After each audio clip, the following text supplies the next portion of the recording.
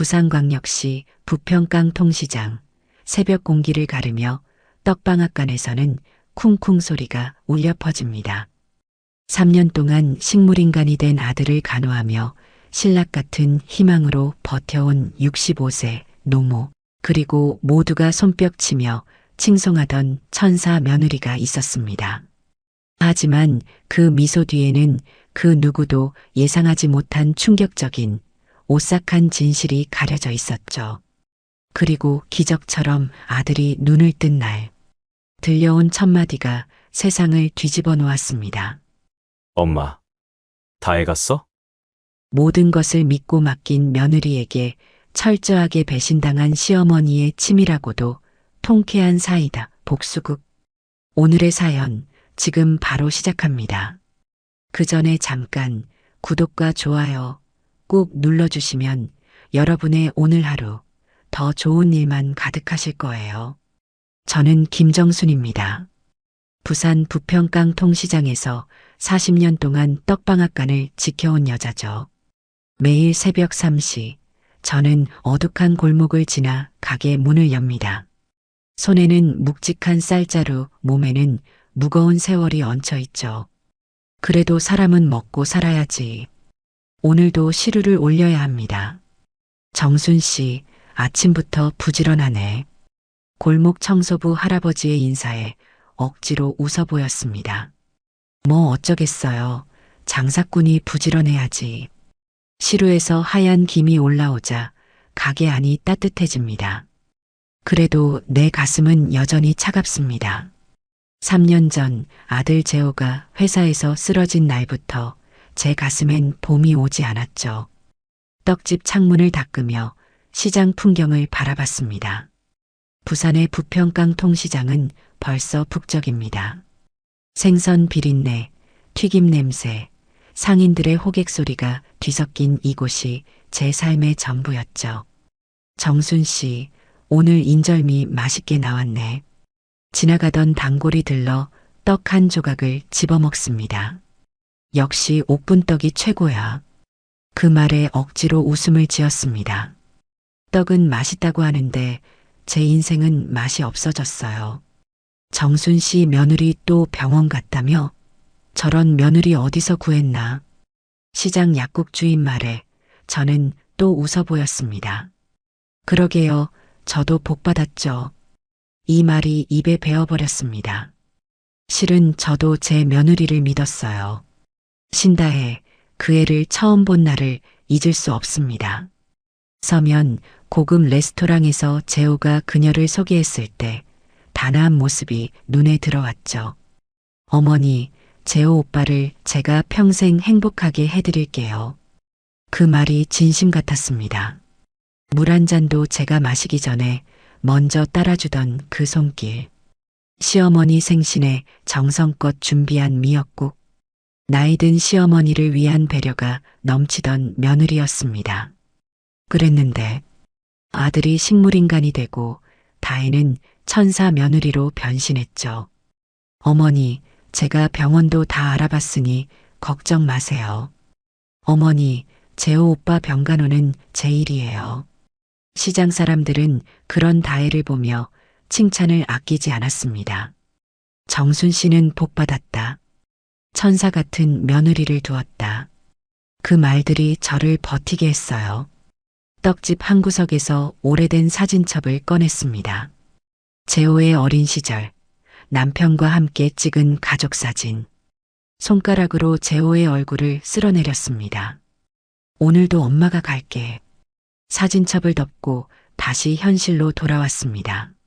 하루가 또 지나고 병원으로 향하는 버스 안에서 창밖을 바라봤습니다. 벚꽃이 피는 계절이 또 왔네요. 아들이 눈을 뜨지 못한 지 벌써 3번째 봄입니다. 버스에서 내려 병원 복도를 걸으며 소독약 냄새를 맡았습니다. 3년 동안 이 냄새가 제 일상이 되었죠. 실례합니다. 병실 문을 열고 들어가자 다혜가 창가에 서 있었습니다. 햇빛에 비친 그녀의 모습은 정말 천사 같았어요. 어머니, 오셨어요? 오늘은 재호 오빠가 좋아하던 사과도 깎았어요. 작은 접시에 토끼 모양으로 깎은 사과가 놓여 있었습니다. 저는 고개를 끄덕이고 아들 옆에 앉았습니다. 재호야, 엄마 왔다. 매일 같은 인사, 매일 같은 침묵이 돌아왔죠. 심장 모니터 소리만이 방 안을 채웠습니다. 삐, 삐, 삐. 창밖으로는 봄바람에 벚꽃이 흩날렸습니다. 창문 틈으로 들어온 꽃잎 하나가 재호의 이불 위에 살포시 앉았죠. 피곤한 다혜를 먼저 보냈습니다. 다혜야, 너도 좀 쉬어.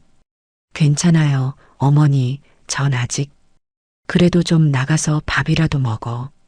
다혜는 한사코 거절하다가 제 고집에 결국 자리를 비웠습니다. 그제야 저는 아들 손을 꼭 잡았어요. 재호야, 엄마 왔다. 그리고 평소처럼 시장 이야기, 동네 소식을 들려주었습니다. 오늘 국화 할머니네 손자가 장가간대. 옆 건물 문방구는 문을 닫는다고 하고, 내가 좋아하던 이모네 호떡집은 아들이 대학 가서 이젠 문 닫을라나 봐. 말하다 보니 눈물이 흘렀습니다. 손수건으로 눈물을 닦으며 한숨을 내쉬었죠. 이제 기적은 없는 걸까? 그때였습니다. 제 손 안에서 아들의 손가락이 꿈틀했어요. 처음에는 제 착각인 줄 알았습니다. 그런데 또다시 움직였어요. 재호야? 놀라서 대야를 떨어뜨렸습니다. 쨍그랑 바닥에 깨진 소리가 울렸어요. 그때 아들의 눈이 천천히 떠졌습니다. 제 심장이 멎는 것 같았어요. 3년 만에 마주친 아들의 눈동자. 울어야 할지 웃어야 할지 몰랐습니다. 온몸에 전기가 통한 듯 얼어붙었어요. 재호야? 아들의 입술이 움직였어요. 마른 입술 사이로 희미한 숨결이 새어나왔죠. 마. 그 한마디에 온몸의 피가 끓어올랐습니다. 기적이었어요. 간호사를 불러야 하나, 의사를 불러야 하나, 정신이 없었습니다. 그런데 다음 순간 아들이 더듬더듬 말했습니다. 엄마. 다혜. 갔어? 순간 가슴이 철렁 내려앉았습니다. 이 아이가 왜 하필 첫마디로 다혜를 찾을까? 기쁨보다 불안감이 몰려왔습니다. 응, 밥 먹으러 갔어. 아들의 눈빛이 흔들렸어요. 안도의 빛이 스쳐 지나갔습니다. 다행이다. 다행이라고요? 그 말에 서늘한 바람이 등줄기를 타고 올라왔습니다. 무언가 크게 잘못됐다는 예감이 들었어요. 심장이 불규칙하게 뛰기 시작했습니다. 재호야, 무슨 말이야? 아들은 힘겹게 제 손을 2번 꾹꾹 눌렀습니다.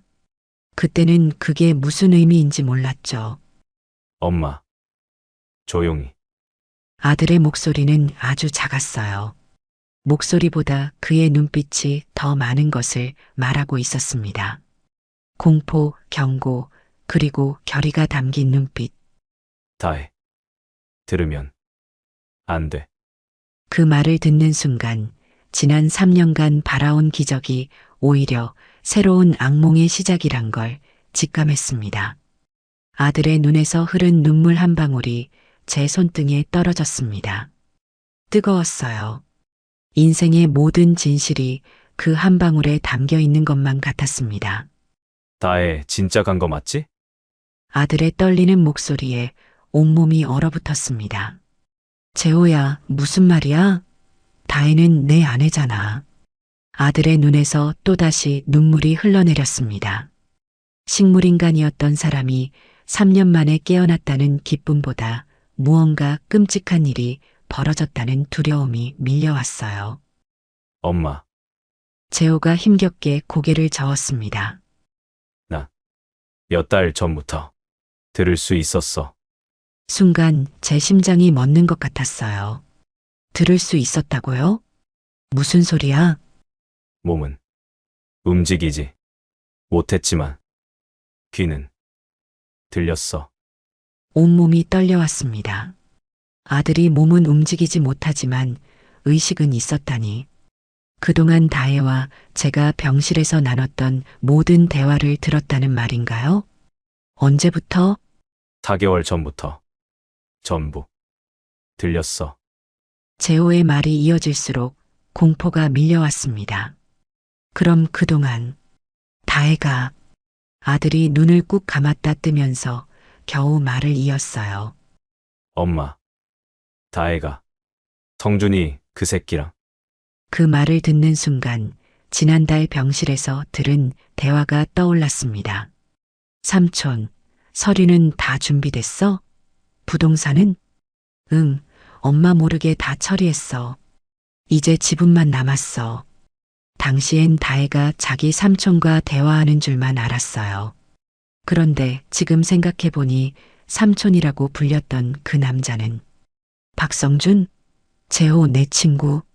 아들의 눈에서 불꽃이 번쩍였습니다. 엄마. 그것들이 나를 없애려 했어. 온몸에 한기가 돌았습니다. 아들이 더듬더듬 이야기를 이었어요. 나 몰래 회사 장부 조작하고 떡집도 팔아넘기려 했어. 세상이 빙글빙글 돌기 시작했어요. 의자에 털썩 주저앉고 말았습니다. 그럴 리가. 다혜는 그렇게 헌신적으로 말을 잇지 못하고 손으로 입을 막았어요. 그때 복도에서 발소리가 들렸습니다. 재호의 눈빛이 달라졌어요. 쉿. 다혜 오나 봐. 엄마 아무것도 모르는 척? 내가 여전히 의식 없는 척? 저도 모르게 고개를 끄덕였습니다. 발소리가 가까워질수록 심장이 터질 듯이 뛰었어요. 문이 열리고 다혜가 들어왔습니다. 평소와 같은 환한 미소를 짓고 있었죠.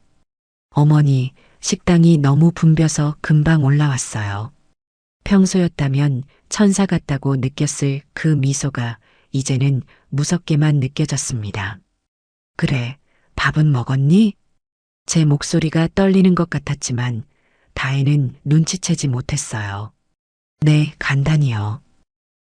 대야가 깨졌네요? 바닥에 떨어진 깨진 대야를 보며 다혜가 물었습니다. 아, 그게 내가 실수로. 가슴이 방망이질 쳤어요. 제가 치울게요, 어머니. 다혜는 깨진 조각을 주워 쓰레기통에 버렸습니다. 그리고는 무심코 재호의 상태를 확인했죠. 오늘도 변함없네요. 그 말에 속으로 소리 지르고 싶었어요. 변함없다고? 내 아들이 깨어났다고. 하지만 아들의 경고를 기억하며 침묵을 지켰습니다. 다혜는 재호의 이마에 손등을 올리고 체온을 확인했어요. 내 아들의 눈이 바로 옆에서 열려 있는데 다혜는 그걸 보지 못했습니다. 아니, 볼 생각조차 하지 않았죠. 어머니, 사실 오늘 의사 선생님하고 상담이 있어요. 다혜가 갑자기 진지한 표정으로 말했습니다. 무슨 상담? 재호 오빠 상태에 대해서요. 다혜는 한숨을 쉬며 가방에서 서류 봉투를 꺼냈어요. 어머니, 이제 3년이 지났잖아요. 의사 선생님도 회복 가능성이 거의 없다고. 피가 거꾸로 솟는 느낌이었습니다.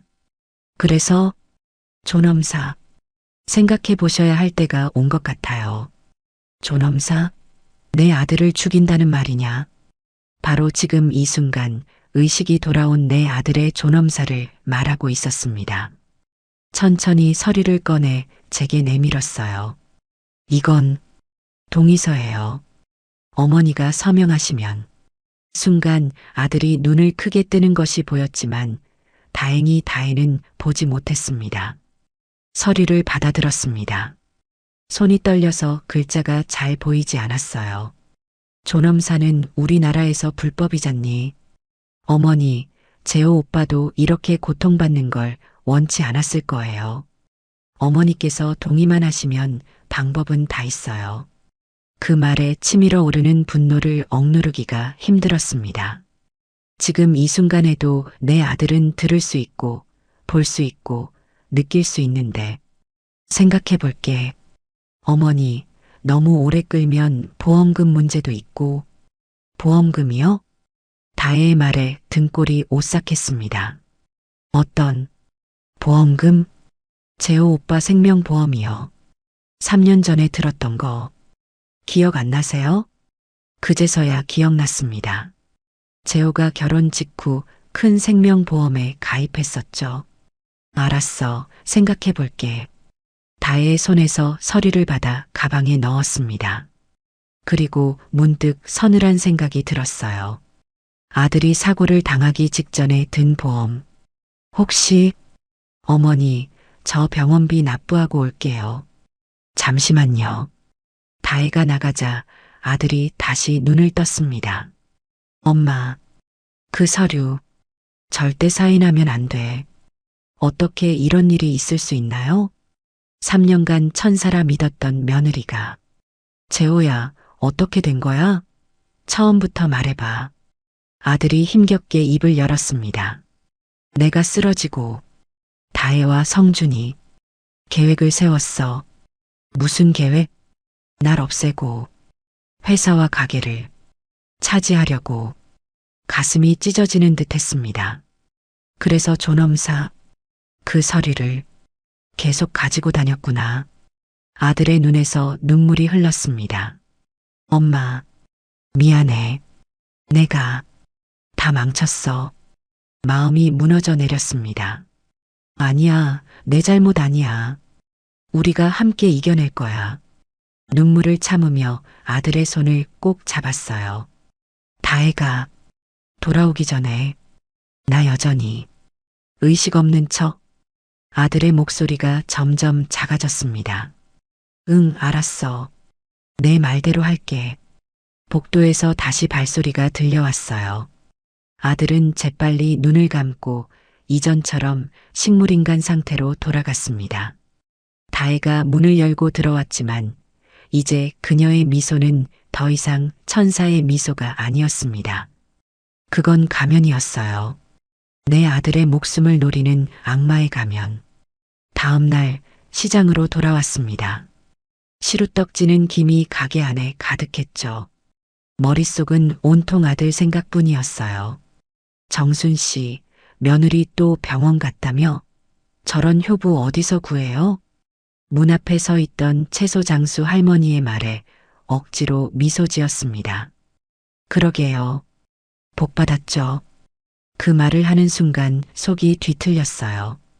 지금 이 순간도 사람들은 다혜를 천사라 부르고 있었습니다.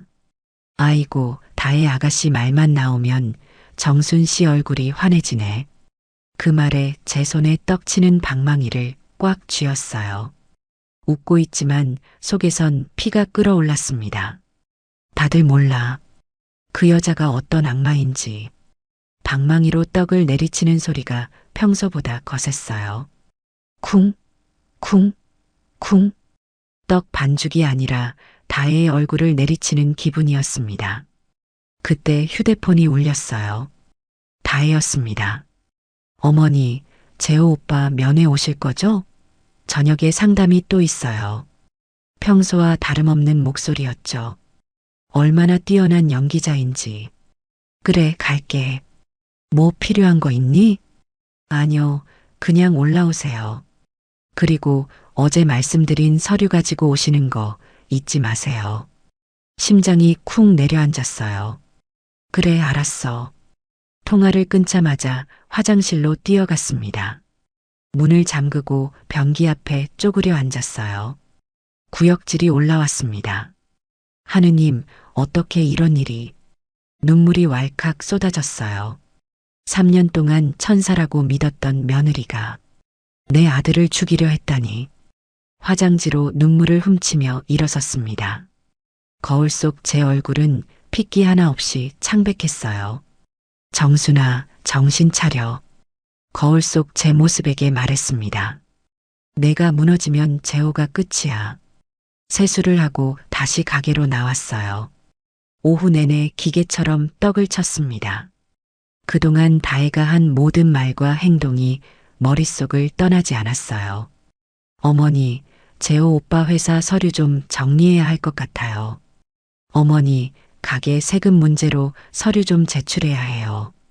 모든 게 다 계획이었던 거죠? 저녁이 되어 병원으로 향했습니다. 병실 문 앞에서 숨을 고르고 들어갔어요. 다혜와 낯선 남자가 앉아 있었습니다. 어머니, 오셨어요? 이쪽은 이영우 박사님이에요. 오늘 상담해 주실 분이죠. 의사는 점잖게 고개를 숙였어요. 안녕하세요, 김 여사님. 환자 상태에 관해 말씀드릴 게 있습니다. 저는 아들을 바라봤어요. 재호는 여전히 식물인간인 척 누워 있었지만 미세하게 눈꺼풀이 떨리는 걸 알아챘습니다. 어떤 말씀이신가요? 의사가 차트를 넘기며 말했어요. 환자분 상태가 3년째 호전될 기미가 없습니다. 뇌파 검사 결과도 지속적으로 좋지 않고요. 다혜가 조용히 끼어들었습니다. 어머니, 박사님이 말씀하시는 건 이제는 결정을 내릴 때가 왔다는 거예요. 제 심장이 빠르게 뛰기 시작했어요. 어떤 결정이요? 의사가 무겁게 말했습니다. 인공호흡기를 제거하는 결정입니다. 순간 숨이 막혔어요. 바로 옆에 내 아들이 듣고 있다는 사실이 더 고통스러웠습니다. 그게 필요할까요? 다혜가 손을 내밀어 제 손을 잡았어요. 그 손길이 뱀처럼 느껴졌습니다. 어머니, 재호 오빠도 이런 삶을 원하지 않았을 거예요. 저도 많이 생각했어요. 그 눈빛에 위선이 가득한 게 보였습니다. 서류는 가져오셨나요? 다혜의 목소리가 살짝 떨렸어요. 저는 가방을 뒤적이며 시간을 끌었습니다. 그게 급히 나오느라 깜빡했네. 다혜의 표정이 순간 굳었다가 이내 미소를 되찾았어요. 괜찮아요, 어머니. 내일 가져오시면 돼요. 그렇죠, 박사님? 의사가 고개를 끄덕였습니다. 물론입니다. 서둘러 결정할 일은 아니니까요. 다행히 의사는 다혜의 편은 아닌 것 같았어요. 상담이 끝나고 의사가 나간 후 다혜도 커피를 사러 간다며 병실을 나섰습니다. 그제야 아들이 눈을 떴어요. 엄마, 저도 모르게 울음이 터져 나왔습니다. 재호야, 어떡하면 좋니? 다들 널 포기하라고. 아들이 미세하게 고개를 저었어요. 쉿. 엄마, 절대. 그 서류에 사인하면 안 돼. 당연하지. 절대 안 해. 아들의 눈에 결의가 서렸습니다. 엄마, 내가 들은 거 말해줄게. 재호는 힘겹게 말을 이었어요. 한 달 전, 다혜와 성준이 여기서 얘기했어. 아들의 기억을 더듬어 보면 다혜와 성준이 병실에서 나눴던 대화가 생생했습니다. 드디어 될 것 같아. 시어머니가 존엄사에 관심을 보이더라. 잘 됐네. 너무 오래 끌면 보험사에서 의심할 수도 있어. 걱정 마. 내가 잘 구슬려서 사인 받을게. 그럼 내가 준비해둔 계좌로 돈을 옮기고. 응, 그리고 우리가 새 출발하는 거지. 이 대화를 들으며 아들은 의식은 있으나 몸을 움직일 수 없는 상태로 누워 있었던 겁니다. 그리고 떡집이랑 재산도 아들의 말에 핏줄이 얼어붙는 느낌이었어요. 성준이 내 지분을 다 가져가려고. 아들의 말을 듣고 있자니 분노가 치밀어 올랐습니다. 그때 발소리가 들려왔어요. 재호는 재빨리 눈을 감았습니다. 다혜가 커피 2잔을 들고 들어왔어요. 어머니, 많이 피곤하시죠? 커피 1잔 드세요. 그 미소가 이제는 위선으로 가득 차 보였습니다. 고마워. 커피를 받아들며 생각했어요. 저 웃는 얼굴 뒤에 무슨 계획을 더 꾸미고 있을까? 밤이 깊어 다혜가 집에 돌아간 후 저는 아들 곁에 남았습니다. 간호사들이 순회를 마친 뒤 아들이 다시 눈을 떴어요. 엄마, 우리 이대로는 안 돼. 아들의 눈빛에는 이전에 보지 못한 결의가 담겨 있었습니다. 그래, 엄마가 널 지킬게. 증거를 모아야 해. 손끝으로 신호를 보내며 아들이 말했어요. 한 번 두드리면 예, 두 번 두드리면 아니요. 오말순 아줌마. 도움 청해. 오말순은 전직 경찰 출신으로 시장 상인회 회장이었습니다. 알았어. 내일 만나볼게. 아들과 손끝 신호로 대화를 나누며 작은 계획을 세웠어요. 다혜와 박성준의 실체를 세상에 드러낼 계획을, 떡집을 지키고 아들의 회사를, 그리고 무엇보다 아들의 목숨을 지키기 위한 계획을. 병실 창문 너머로 달빛이 들어왔어요. 재호야, 엄마랑 약속해. 우리 절대 포기하지 말자. 아들의 눈에 눈물이 고였습니다. 엄마, 미안해. 뭐가 미안해. 너 잘못 아니야. 친구도 여자도 다 잘못 골랐네. 그 말에 가슴이 찢어지는 듯 했어요. 괜찮아. 그것들이 천하에 죽일 연놈들이지. 넌 아무 잘못 없어. 엄마가 너 다 고쳐줄게. 아들의 손을 꼭 쥐었습니다. 바닥까지 떨어졌다고 생각했는데 이제 다시 올라갈 일만 남았습니다. 창밖으로 달빛이 환하게 비쳤어요. 이젠 엄마가 널 지켜줄 차례야. 이튿날 시장 입구에서 낯선 풍경을 마주했습니다. 다혜가 노인정 앞에 테이블을 펴놓고 어르신들 혈압을 재고 있었어요. 어머니, 여기서 뵐 줄은 몰랐어요. 다혜는 환하게 웃으며 손을 흔들었습니다. 속으로 피가 거꾸로 솟는 느낌이었죠. 여기서 뭐 하는 거야? 어르신들 건강 체크 봉사요. 병원에서 의료진 몇 분이랑 같이 왔어요. 다혜 주변으로 시장 어르신들이 몰려 있었습니다. 아이고, 정순이 며느리 복받았다. 우리 동네 천사 맞네. 칭찬 소리가 귓가에 쟁쟁했어요. 어머니, 요새 혈압약 잘 드세요? 한번 재볼까요? 다혜의 다정한 목소리가 이제는 칼날처럼 느껴졌습니다. 됐어. 가게 가봐야 돼. 억지로 웃으며 자리를 피했어요. 가게로 돌아와 시루를 올리는데 손이 떨렸습니다. 천사 며느리라는 소문이 시장에 더 퍼질수록 제가 진실을 말할 수 있는 기회는 더 멀어지고 있었어요. 정순 씨, 며느리 덕분에 장사도 더 잘 되겠네. 옆 과일 가게 주인이 던진 말에 억지 미소만 지었습니다. 그러게요. 가슴속에선 불이 타올랐지만 내색할 수 없었죠. 내가 미친 늙은이로 보일 게 뻔해. 아무도 믿어주지 않을 거란 두려움이 엄습했습니다. 그날 저녁 가게 정리를 하고 있는데 시장 입구에서 웃음소리가 들렸어요. 박성준과 상인의 간부들이 술에 취해 돌아오는 모습이 보였습니다.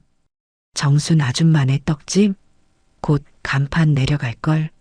프랜차이즈가 들어온대. 박성준의 목소리였어요. 숨을 죽이고 창문 틈으로 그들의 모습을 지켜봤습니다. 아니, 그런 얘기가 있었어? 정순 씨는 안 팔겠다고 했잖아. 곧 바뀔 거야. 다혜가 설득하고 있으니까. 박성준의 말에 상인들이 술잔을 부딪혔어요. 이 동네도 이제 좀 바뀌어야지. 낡은 가게들만 있으면 어떡해. 그 말을 들으니 손에 쥐고 있던 행주를 꽉 쥐었습니다. 40년을 지켜온 가게를, 남편과 함께 일군 터전을. 어머, 정순 씨 아직 계셨네요? 옆집 할머니가 놀란 듯 물었어요.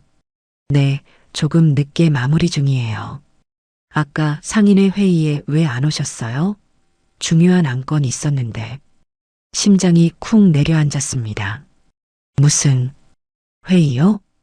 오늘 저녁 7시에 있었잖아요.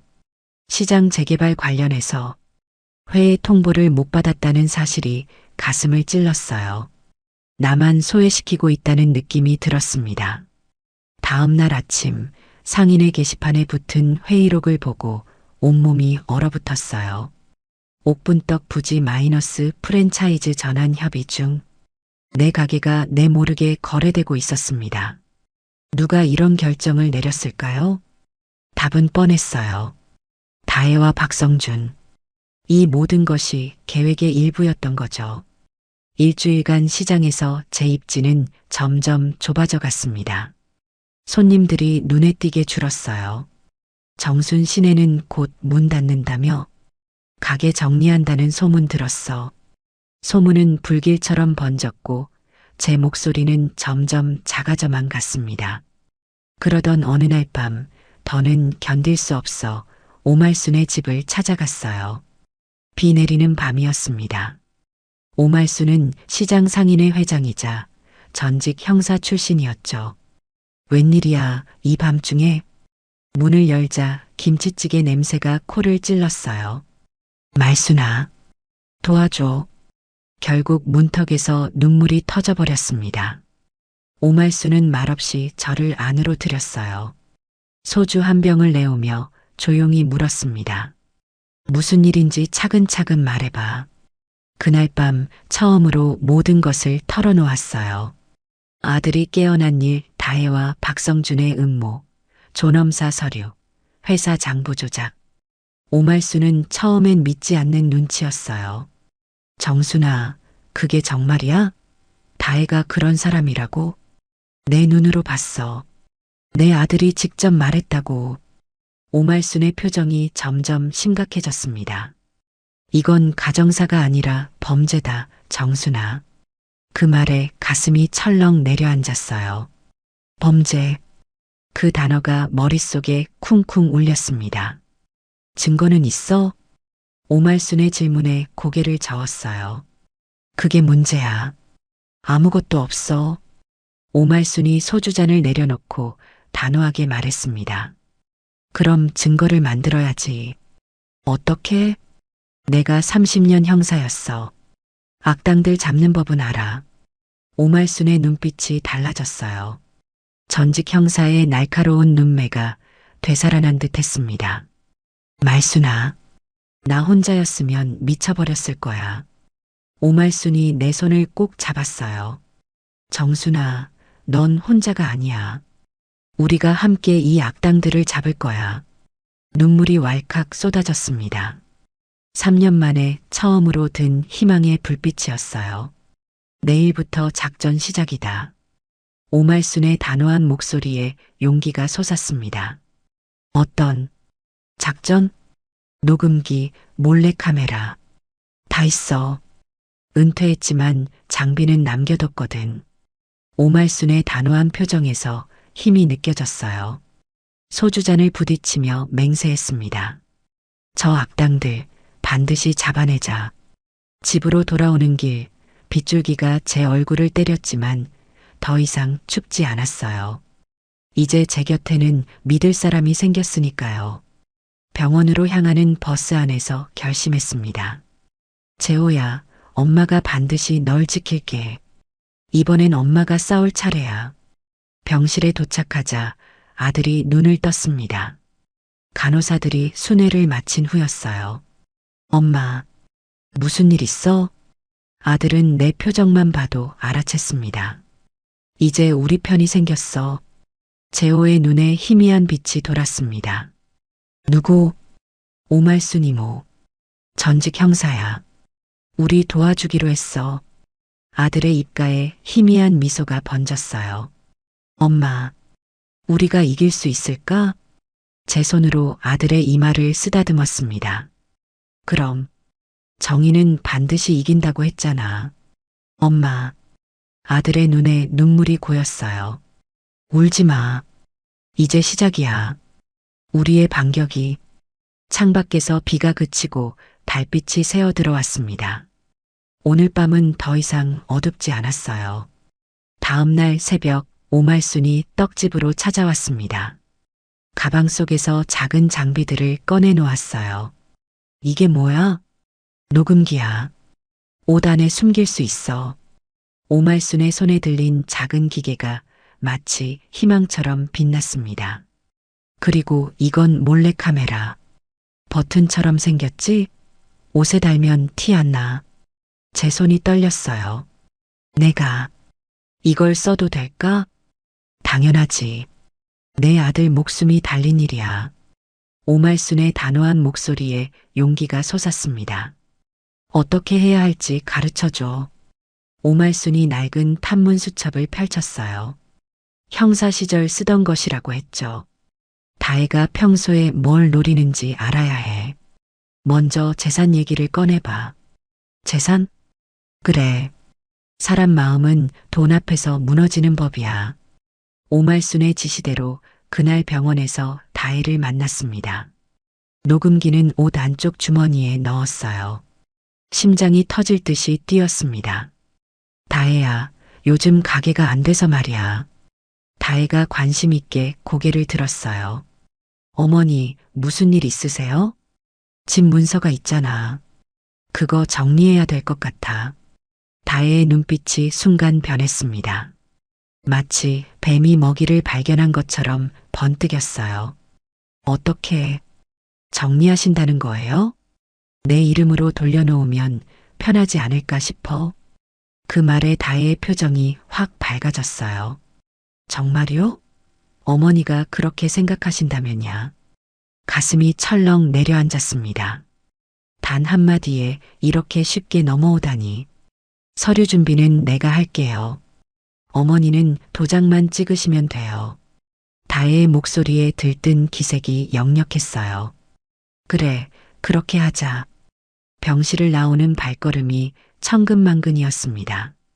오말순에게 녹음 파일을 들려주자 그녀는 고개를 끄덕였어요. 완벽해. 이런 식으로 계속 증거를 모아야 해. 근데 이것만으로는 부족하지 않을까? 당연히 부족해. 이건 시작일 뿐이야. 이틀 후 오말순은 새로운 작전을 짰습니다. 박성준을 유인해야 해.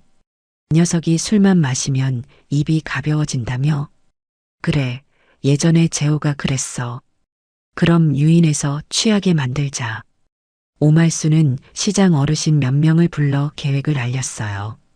그들은 처음엔 믿지 않았지만 오말순의 진지한 설명에 조금씩 마음을 열었습니다. 내가 30년 형사였어. 냄새만 맡아도 범죄자는 알아. 그 말에 어르신들이 고개를 끄덕였어요. 정순이가 그렇게 착한 사람을 어떻게 그런 짓을 해? 다들 분노했습니다. 시장은 가족과 같은 곳이었으니까요. 그날 저녁 박성준을 유인할 술자리가 마련됐어요. 성준이는 우리 시장 발전위원회에 꼭 필요한 사람이야. 노인정 회장님이 그를 초대했죠. 박성준은 처음엔 의아해했지만 자신의 중요성을 인정받는다는 생각에 금세 흐뭇해졌어요. 아이고, 제가 뭐 그렇게까지. 술잔이 오가고 시간이 흐르면서 박성준의 얼굴이 붉게 물들었습니다. 녹음기는 테이블 아래에 숨겨져 있었어요. 성준 씨, 정순이네 떡집이 요즘 안 좋다던데. 오말순이 슬쩍 화제를 꺼냈습니다. 박성준의 눈이 흔들렸어요. 아, 네. 곧 바뀔 겁니다. 어떻게 바뀐다는 거야? 프랜차이즈로요. 큰 돈 들어올 겁니다. 박성준의 말투가 점점 거칠어졌어요. 그런데 정순 씨가 동의했나? 그 가게 40년 지켜온 터전인데. 박성준이 코웃음 쳤습니다. 곧 동의할 겁니다. 다혜가 설득 중이니까요. 그 말에 주변이 조용해졌어요. 정순이 아들은 어떻게 됐나? 오말순의 물음에 박성준이 희죽 웃었습니다. 아, 재호요? 걔는 이제 끝났죠. 곧 정리될 겁니다. 정리라는 단어가 공기 중에 날카롭게 꽂혔어요. 다른 사람들은 평범한 대화로 들었겠지만 저와 오말순에겐 살인 예고나 다름없었죠. 자세히 말해봐. 어떻게 정리된다는 거야? 술에 취한 박성준이 입을 열었습니다. 다혜가 존엄사 서류 받아오면 깔끔하게 끝나는 거죠. 죽은 놈이 살아날 리 없잖아요. 그 순간 제 귀에 피가 솟구쳤어요. 소리 지르며 달려들고 싶었지만 오말순의 날카로운 눈빛이 저를 제지했습니다. 박성준은 계속해서 짓거렸어요. 그 회사, 이젠 제 거나 다름없어요. 재호 지분은 이미 절반 이상 넘어왔고 저도 모르게 손에 힘이 들어갔어요. 오말순이 제 손을 꾹 눌렀습니다. 참아. 지금은 때가 아니야. 테이프에 모든 것이 담겼어요. 그날 밤 병원으로 달려가 아들에게 모든 진행 상황을 알렸습니다. 재호야, 드디어 증거가 생겼어. 아들의 눈에 희망의 빛이 돌았어요. 엄마, 정말? 그래, 박성준이 술에 취해서 다 불었어. 아들의 손가락이 미세하게 움직였습니다. 이제, 어떻게? 아직은 때가 아니야. 더 확실한 증거가 필요해. 그때 복도에서 발소리가 들려왔어요. 아들이 재빨리 눈을 감았습니다. 다혜가 문을 열고 들어왔어요. 어머니, 늦게까지 계셨네요? 환한 미소 속에 숨겨진 독을 볼 수 있을 것 같았습니다. 응, 좀 이따 갈게. 다혜는 제 옆에 앉아 재호의 손을 잡았어요. 오빠, 오늘도 변함없네. 그 위선적인 모습에 속이 뒤틀렸지만 표정 관리를 했습니다. 이제 저도 연기를 할 줄 알았으니까요. 그날부터 오말순과 저는 본격적인 증거 수집에 들어갔어요. 시장 구석구석에서 다혜와 박성준에 관한 소문을 살짝 흘리기 시작했습니다. 다혜 씨랑 박성준 씨가 요즘 자주 만난대. 정순 씨 아들 회사에 무슨 일이 있다던데. 소문은 빠르게 퍼졌고 다혜는 눈에 띄게 불안해하기 시작했어요. 어머니, 요즘 시장에 이상한 소문이 돈다던데. 다혜가 조심스레 물었습니다. 무슨 소문? 아니에요. 그냥. 다혜의 눈빛이 흔들렸어요. 함정이 서서히 조여오고 있었습니다. 오말순이 나직이 말했어요. 이제 곧 그물을 칠 때가 왔어. 일주일 동안 오말순과 함께 증거 수집에 매달렸습니다. 정순아, 증거가 더 필요해. 지금으론 부족해. 오말순의 말에 가슴이 조여들었어요. 얼마나 더 모아야 하는데? 위조 서류, 장부 조작 증거. 결정적인 게 필요해. 때마침 다혜에게서 전화가 왔습니다. 어머니, 내일 중요한 서류를 가져갈게요. 꼭 사인해 주세요. 심장이 쿵 내려앉았어요. 그래, 알았어. 오말순과 계획을 세웠습니다. 다음 날 병실 구석에 작은 몰래카메라를 숨겼어요. 카메라 불빛이 내 가슴까지 두근거리게 했습니다. 다혜가 서류 봉투를 들고 들어왔어요. 어머니, 이제 결정하셨죠? 의사 선생님이 기다리고 계세요. 제 손이 떨렸습니다. 다혜야, 그 전에 물어볼 게 있어. 네, 뭐든지요. 재호가 깨어나면 넌 어떨 것 같아? 순간 다혜의 표정이 굳었다가 이내 환하게 웃었어요. 솔직히 두려울 것 같아요. 두렵다고? 3년이나 지났는데 오빠가 저를 알아볼까요? 우리 관계가 예전 같을까요? 진심 어린 목소리로 말하는 다혜의 연기력에 소름이 돋았습니다. 그래도 살아있는 게 좋잖아. 물론이죠. 하지만 현실적으로 다혜의 눈빛이 차갑게 변했어요. 어머니, 오빠는 이제 돌아오지 않을 거예요. 우리 모두 인정해야 해요. 서류를 내밀며 다혜가 덧붙였습니다. 이건 오빠를 위한 거예요. 더 이상 고통받지 않게. 생각해 볼게. 다혜가 나가자마자 재호가 눈을 떴어요. 엄마, 잘했어. 그때 예상치 못한 방문객이 들이닥쳤습니다. 실례합니다. 박성준이었습니다. 재호는 재빨리 눈을 감았어요. 성준아, 웬일이야? 당황한 기색을 감추려 애썼습니다. 아줌마, 오랜만이에요. 재호 보러 왔어요. 박성준의 얼굴에는 의심의 그림자가 어려 있었어요. 요즘 시장에서 이상한 소문이 돈다면서요? 심장이 쿵쾅거렸습니다. 무슨 소문? 저와 다혜 씨가 뭔가 있다는. 박성준의 날카로운 눈빛이 병실을 훑었어요. 그의 시선이 카메라가 숨겨진 화분에 머물렀을 때 숨이 멈췄습니다. 다행히 그는 무심히 지나쳤어요. 아줌마, 혹시 제 얘기 들으셨어요? 제호 회사 일로. 무슨 얘기? 아, 아니에요. 곧 모든 게 정리될 거예요. 걱정 마세요. 그 말을 남기고 박성준은 나갔어요. 재호가 눈을 떴습니다. 엄마, 제가 의심하는 것 같아.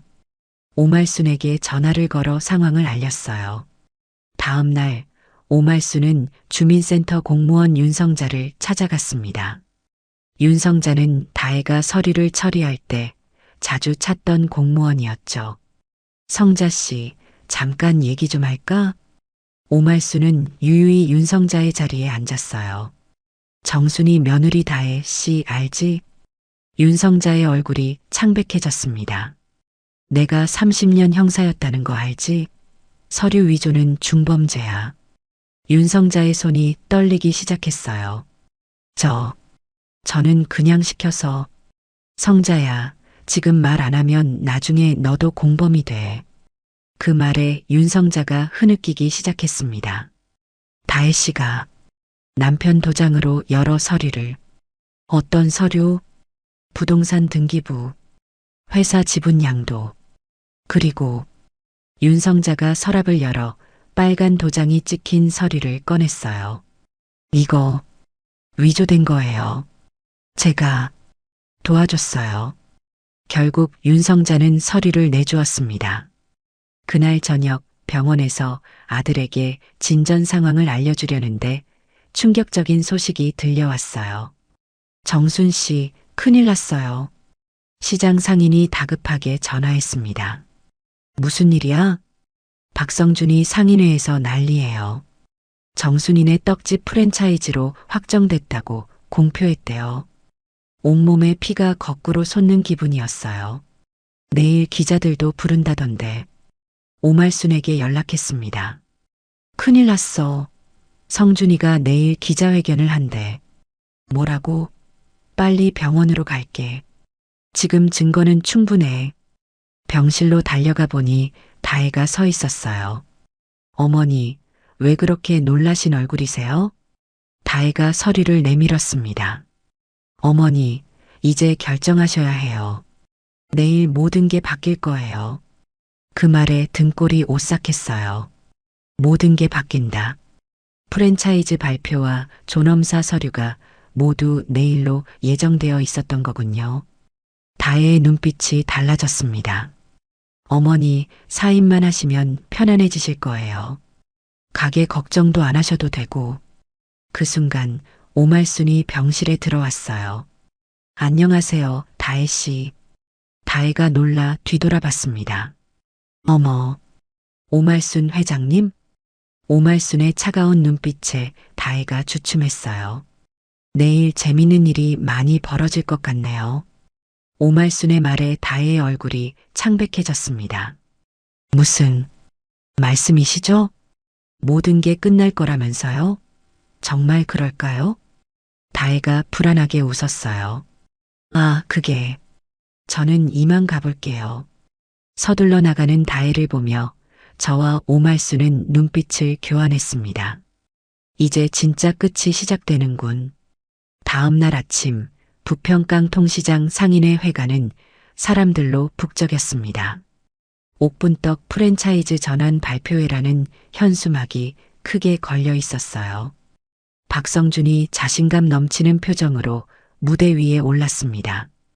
오늘은 우리 시장의 역사적인 날입니다. 40년 전통 옥분떡이 글로벌 프랜차이즈로 도약하는. 저는 뒷문으로 조용히 들어섰어요. 오말순과 몇몇 믿을 만한 상인들이 저를 따랐습니다. 품에는 증거물이 담긴 가방이 있었고 손에는 쌀쇠주 한 병을 들고 있었죠. 아, 정순 씨도 오셨네요. 어서 앞으로 나오세요. 주인공이신데. 박성준이 저를 보며 환하게 웃었어요. 그 위선적인 미소가 이제는 역겨웠습니다. 천천히 앞으로 나갔어요. 다혜도 무대 한쪽에 앉아 있었습니다. 어머니, 오셨네요. 다혜는 환한 미소를 지었지만 그 눈빛에는 불안함이 서려 있었죠. 그래, 왔다. 어머니, 서류는 가져오셨어요? 발표회 끝나고 바로. 걱정 마. 다 준비해 왔어. 다혜의 표정이 환해졌어요. 저는 무대 앞으로 나가 마이크를 잡았습니다. 여러분, 저 김정순입니다. 순간 회관이 조용해졌어요. 오늘 이 자리는 가게를 팔기 위한 자리가 아닙니다. 박성준이 당황한 표정으로 끼어들었어요. 아, 정순 어머니가 너무 긴장하셨나 봐요. 제가 대신, 아니, 내가 할 말이 있어. 단호하게 말했습니다. 이 자리는 진실을 밝히기 위한 자리입니다. 다혜의 얼굴이 창백해졌어요. 어머니, 무슨. 오말순 회장님, 준비된 영상 보여주세요. 오말순이 노트북을 열자 대형 스크린에 영상이 나타났습니다. 병실에서 다혜와 박성준이 대화하는 장면이었어요. 이제 곧 끝이야. 존엄사 서류만 받으면. 회사 지분은 다 정리했고, 응, 재호 명의로 된 건 다 빼돌렸어. 시장 사람들이 하나둘 일어서기 시작했습니다. 이게 무슨 소리야? 다혜 씨가 그런 사람이었어? 다혜가 벌떡 일어났어요. 이건 조작이에요. 어머니, 어떻게 이럴 수가. 조작이 아니야. 이건 내가 내 아들을 죽이려 했던 증거야. 다음 영상은 박성준이 술에 취해 한 말이 나왔습니다. 재호? 걔는 이제 끝났어. 존엄사 결정되면 깔끔하게 정리되는 거지. 회관 안이 순식간에 소란스러워졌어요. 저런 악마 같은. 정순이가 얼마나 힘들었을까. 마지막으로 주민센터 직원 윤성자의 증언 영상이 나왔습니다. 저는 다혜 씨가 시키는 대로 서류를 위조했어요. 재호 씨 도장을. 모든 증거가 공개되자 다혜는 히스테릭하게 소리쳤어요. 거짓말이야. 다 거짓말. 박성준은 황급히 출구를 향해 달려갔지만 문 앞에는 이미 경찰들이 서 있었습니다. 정순 씨가 고소장을 제출했어요. 두 분 다 저희와 함께 가셔야겠습니다. 순간 회관 뒷문이 열렸어요. 모두의 시선이 그곳으로 향했습니다. 휠체어가 천천히 들어왔어요. 제 아들 재호였습니다. 재호야? 다혜의 얼굴이 백지장처럼 하얘졌어요. 불가능해. 당신은. 재호가 천천히 휠체어에서 일어섰습니다. 비틀거리는 걸음으로 하지만 의지가 담긴 눈빛으로 앞으로 나아갔어요. 다혜야, 날 죽은 줄 알았지? 재호의 목소리가 회관에 울려 퍼졌습니다. 하지만 난 모든 걸 들었어. 너와 성준이가 나눈 대화, 날 죽이려던 계획, 회사를 빼앗으려던 음모. 시장 사람들 사이에서 탄성이 터져 나왔어요. 기적이야. 정순이 아들이 살아났어. 다혜는 무릎이 꺾이듯 바닥에 주저앉았습니다. 어떻게 이럴 수가. 박성준은 경찰에게 붙잡힌 채 발버둥 쳤어요. 이건 오해야. 내가 아니라 다혜가 계획한 거라고. 서로를 향해 비난을 퍼붓는 두 사람을 보며 회관은 더욱 소란스러워졌습니다. 그때 제가 다시 마이크를 들었어요. 여러분, 이건 단순한 집안 문제가 아닙니다. 사기, 문서 위조, 살인 미수죄에 해당합니다. 뒤에서 기자들이 카메라 플래시를 터뜨렸어요. 천사 며느리의 두 얼굴, 40년 떡집을 노린 음모 같은 헤드라인이 내일 신문을 장식할 게 뻔했습니다. 경찰이 다혜와 박성준에게 수갑을 채웠어요. 신다혜 씨, 박성준 씨 여러 혐의로 체포합니다. 묵비권을 행사할 수 있으며 다혜가 저를 향해 외쳤습니다. 어머니, 저 믿어주세요. 너는 내 며느리가 아니야. 넌 내 아들을 죽이려 한 살인자야. 단호하게 말했어요. 다혜의 얼굴에서 가면이 벗겨지는 순간이었습니다. 그녀의 눈에서 증오와 분노가 번쩍였어요. 그래요. 인정해요. 식물인간이 된 그 남자 지키고 싶지 않았어요. 내 인생을 망치게 할 순 없었어. 다혜의 분노에 찬 고백에 회관이 얼어붙었습니다. 3년을 참았다고요. 재호가 천천히 다혜 앞으로 걸어갔어요. 그 3년이 내겐 지옥이었어. 내가 내 옆에서 나를 죽이려 계획하는 동안 난 움직이지 못하고 모든 걸 듣고 있었어. 다혜의 얼굴이 공포로 일그러졌어요. 거짓말. 그럴 리 없어. 이제 끝났어, 다혜야. 경찰이 다혜와 박성준을 데리고 나갔습니다. 회관에 남은 사람들은 하나둘 다가와 저와 재호를 안아주었어요. 정순아, 얼마나 힘들었니? 재호야, 정말 기적이다. 오말순이 제 어깨를 꼭 안았습니다. 우리가 이겼다, 정순아. 눈물이 왈칵 쏟아졌어요. 재호가 제 손을 잡았습니다. 엄마, 이제 우리 살았어. 그 말에 가슴이 터질 것 같았어요. 3년의 악몽이 끝나는 순간이었습니다. 떡방앗간에 앉아 이제는 다 지나간 일을 생각하던 저의 귓가에 떡 치는 소리가 다시 울려 퍼지기 시작했습니다. 쿵, 쿵, 쿵. 이번에는 분노가 아닌 희망과 기쁨으로 가득한 소리였어요. 다혜와 박성준이 경찰차에 실려가던 날 시장은 떠들썩했습니다. 천사 며느리가 악마였다니. 정순이가 그동안 얼마나 고통스러웠을까. 사람들의 수군거림이 시장 구석구석을 메웠어요. 이제는 더 이상 억울함을 삼키지 않아도 된다는 안도감이 몰려왔습니다. 다음 날 신문 일면에는 큼지막한 헤드라인이 실렸어요. 천사 며느리의 민낯 마이너스 식물인간 남편 살해 시도. 신문을 보며 묘한 감정이 밀려왔습니다. 기쁨도 슬픔도 분노도 아닌 그저 비워진 느낌이었죠. 재호는 병원에서 본격적인 재활을 시작했어요. 엄마, 다리가 아직 말을 안 들어. 아들이 재활실에서 땀을 흘리며 말했습니다. 천천히 해. 3년이나 누워 있었는데 하루아침에 좋아질 리 없지. 재호는 매일 조금씩 나아졌어요. 처음에는 휠체어로, 그 다음엔 워커를 짚고, 이제는 지팡이를 의지해 걷기 시작했습니다. 엄마, 내가 망쳤어. 어느 날 재호가 갑자기 말했어요. 무슨 소리야? 친구를 잘못 골랐어. 아내도 잘못 골랐고. 아들의 눈에 눈물이 고였습니다. 제 가슴이 찢어지는 듯 했어요. 내 잘못 아니야. 사람 마음은 알 수 없는 거야. 그래도 내가 좀 더 일찍 알았다면. 손수건으로 아들의 눈물을 닦아줬어요. 이제 다 지나갔어. 우리는 살아남았잖아. 아들이 고개를 끄덕였습니다. 한 달 뒤 재호는 퇴원했어요. 시장 사람들이 환영 현수막을 걸었습니다. 김재호 씨 완쾌를 축하합니다. 우리 시장의 기적, 재호 씨 돌아오다. 떡집 앞에는 손님들이 줄을 섰어요. 정순 씨 아들 회복했다며? 축하한다고 떡 사러 왔어. 그 악독한 며느리 이야기 들었어. 얼마나 힘들었겠어. 시장 사람들의 온정이 저를 감싸 안았습니다. 재호는 아직 몸이 완전치 않았지만 매일 떡집 앞 평상에 앉아 손님들을 맞이했어요. 어서 오세요. 우리 떡집에 오신 걸 환영합니다.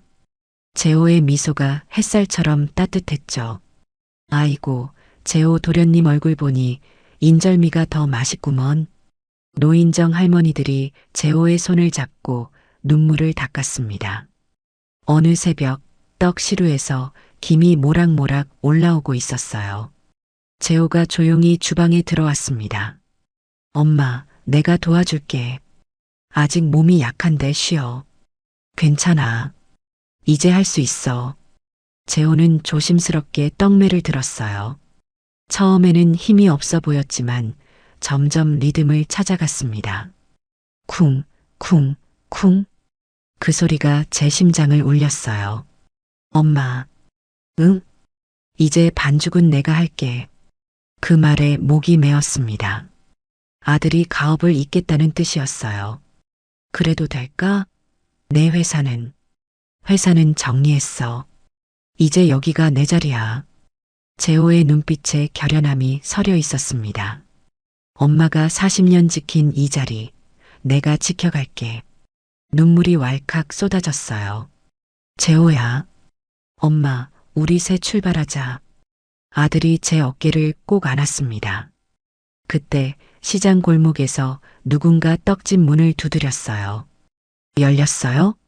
문을 열자 시장 상인들이 줄지어 서 있었습니다. 와, 벌써 이렇게 많이. 오말순이 앞에 서서 웃고 있었어요. 정순아, 오늘부터 내 가게가 시장 대표 명소로 선정됐어. 뭐라고? 관광객들 데려올 거야. 40년 전통 옥분떡, 어때? 가슴이 벅차올랐습니다.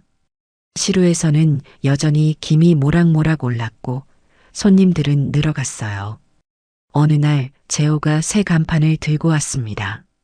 옥분떡이라는 글씨가 선명한 붉은색으로 쓰여 있었어요.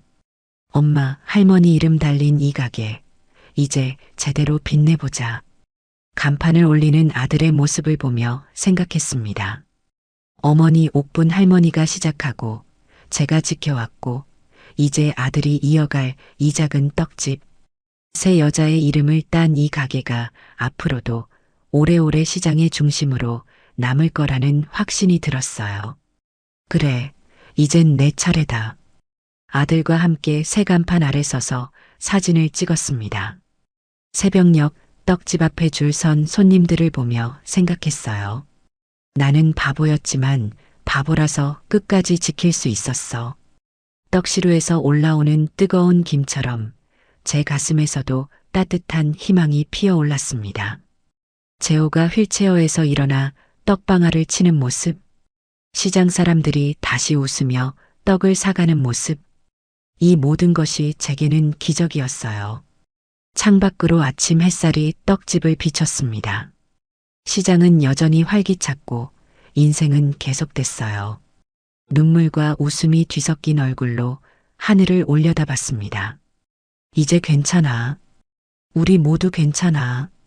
부평깡통시장 골목 어귀 40년 전통 옥분떡집 앞에는 여전히 사람들의 발길이 끊이지 않습니다. 이곳에서 벌어진 이야기는 단순한 사건이 아니었습니다. 침묵 속에서도 진실을 들었던 아들, 그 진실을 지켜낸 어머니의 용기가 만들어낸 기적이었습니다. 잃어버린 3년의 시간은 돌아오지 않지만 그들이 지켜낸 것은 단순한 가게가 아니었습니다. 서로를 향한 무한한 신뢰와 사랑이었습니다. 이제 떡방앗간에서는 두 사람의 손길이 함께합니다.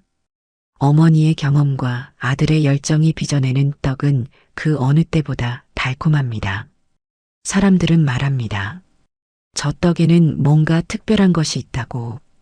그것은 바로 포기하지 않은 사람들의 이야기, 진실의 힘, 그리고 다시 시작할 수 있다는 희망입니다. 마음속 깊은 어둠에도 불구하고 결국 우리는 빛을 향해 나아갑니다. 부산 부평깡통시장의 작은 떡집이 전하는 메시지입니다. 오늘의 사연 어떻게 들으셨나요? 김정순 여사님과 아들 김정호님에게 힘이 되는 응원의 댓글 꼭 부탁드려요. 그리고 여러분의 이야기도 댓글로 남겨주세요. 지금까지 여러분의 이야기를 전하는 채널 고부실화였습니다. 오늘도 귀한 시간 내어주시고 끝까지 시청해주신 구독자 여러분 진심으로 감사드립니다. 그리고 사랑합니다.